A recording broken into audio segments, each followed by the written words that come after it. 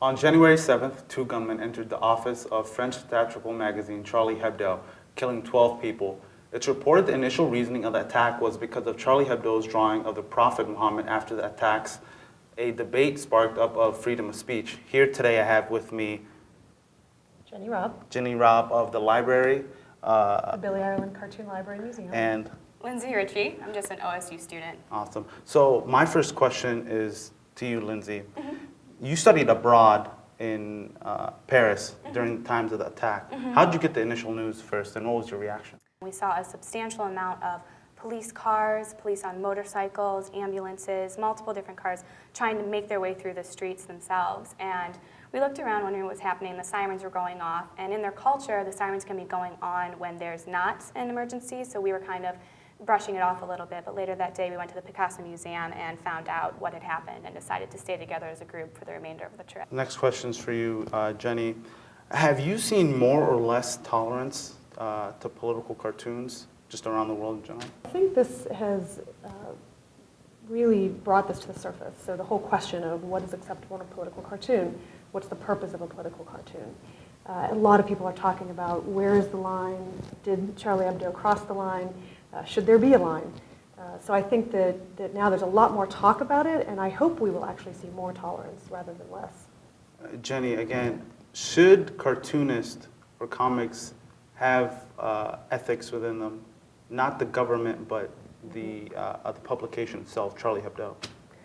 Well, I think every cartoonist that I've talked to is always thinking about how to get across the idea they want to get across, how to do it in a way that's not offensive to anyone. They're not purposely trying to offend people.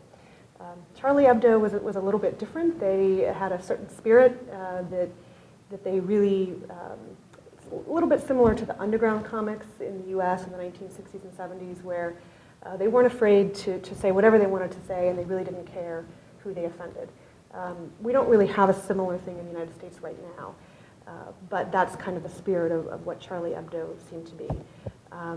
I think that they were provoking, they knew they were provoking, but cartoonists always are looking to sort of push the envelope, but I don't think their intention was to cross any lines. Some people would say that the issue following the attack, it was another cover of the Prophet Muhammad by Charlie Hebdo.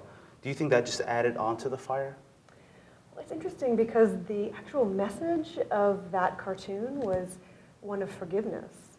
And although it did depict Muhammad, which of course is one of the things that got them in trouble in the first place, it wasn't a negative or inflammatory cartoon.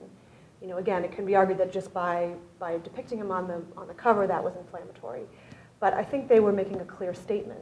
You know, we have the right to publish this, and we shouldn't have to fear for our lives. Being in Paris and being a student and being around many other students, what was their thoughts of the country and what was going on?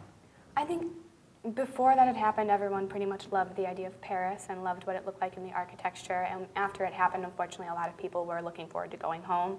So that's basically the only experience that we really had. Thank you so much for coming, guys. Thank you for having me. Thank you.